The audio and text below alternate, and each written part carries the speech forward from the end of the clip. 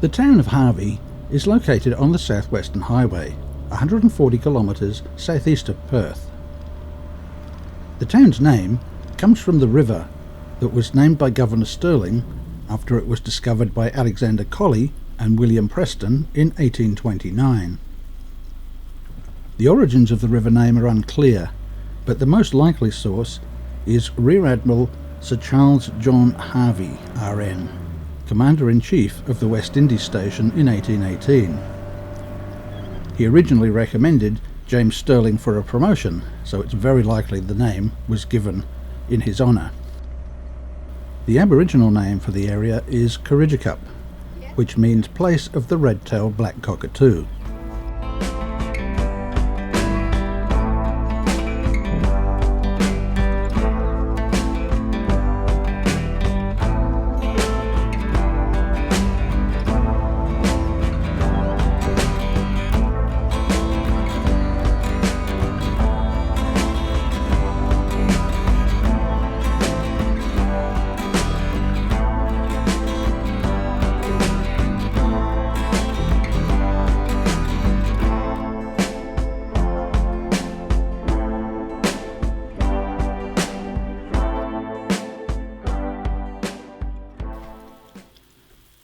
James Stirling was one of the first people to take up land in the area in 1849-50.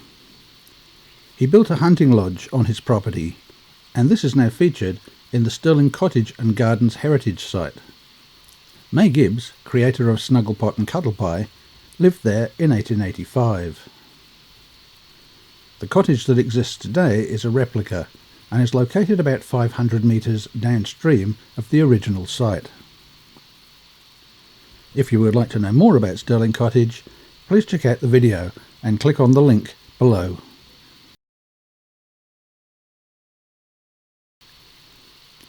The first permanent settlers in the area were the Logue family, who moved into the area in the 1850s.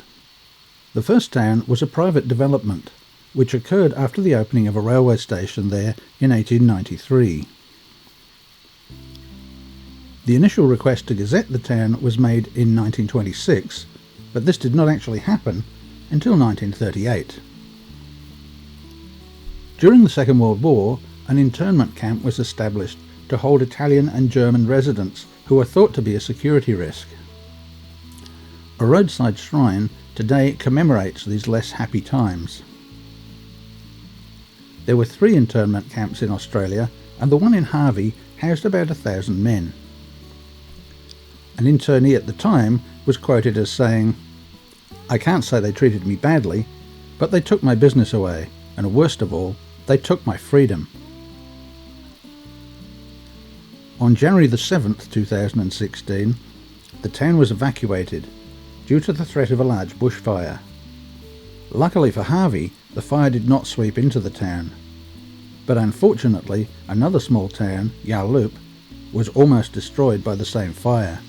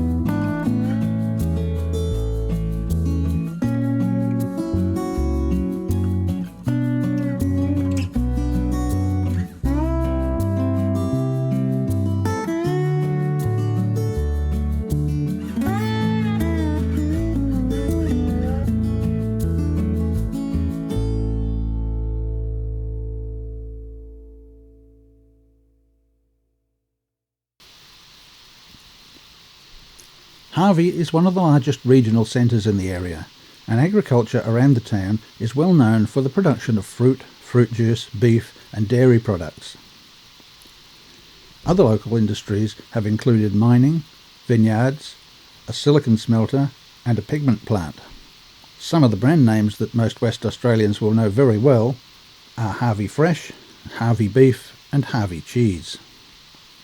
A visit to the cheese factory that is located on the highway south of town is highly recommended.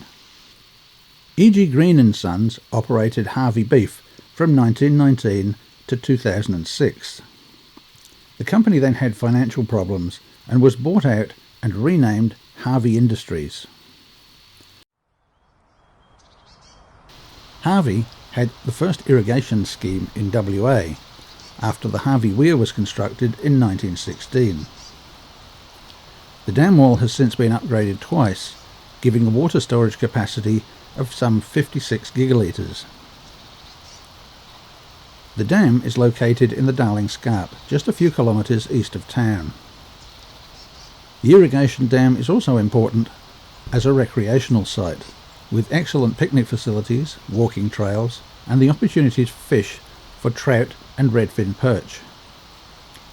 As with all inland waterways in the southwest, you need a recreational fishing licence if you want to catch some fish. Just below the dam wall is Gibbs Pool Amphitheatre. Here you will find landscape gardens, gazebos with seats and tables, free barbecues, and a clean modern toilet block.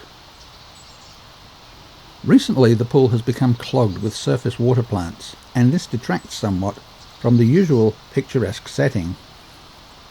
Hopefully Harvey Shire has some plans to clean up the pool and remove these plants.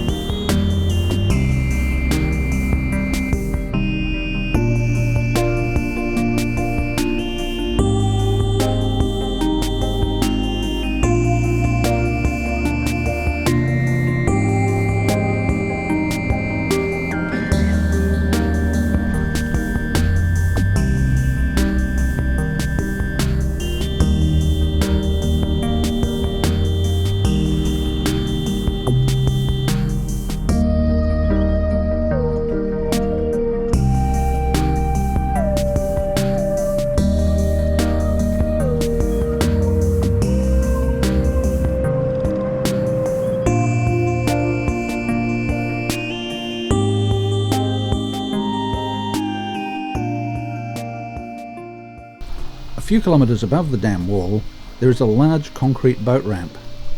The need for such a large structure is questionable when you consider that powered watercraft are not allowed to operate on the dam, with only kayaks and similar non-powered vessels allowed access.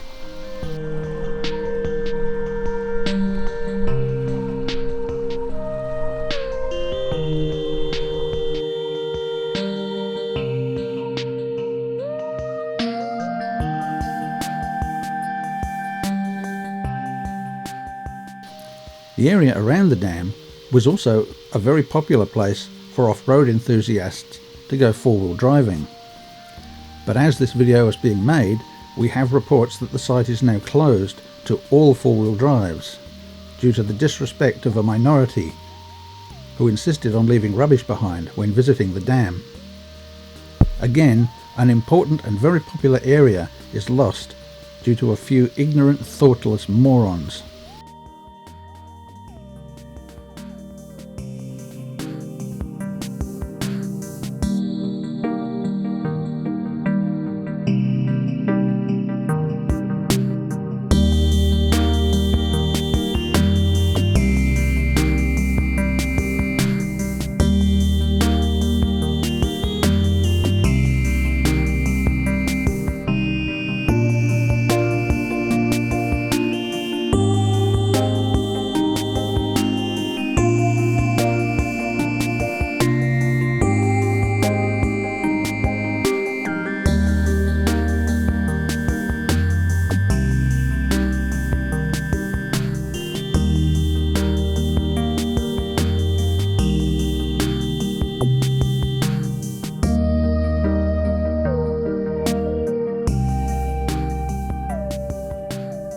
In another very disappointing move, the Shire of Harvey is reported to be closing the local visitors centre that's located near Stirling Cottage.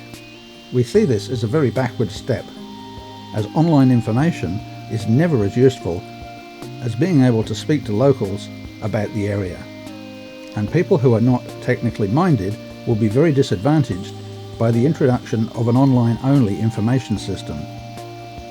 We can only hope that enough people will contact the Shire and protest this closure, and that it can be reversed before it's too late.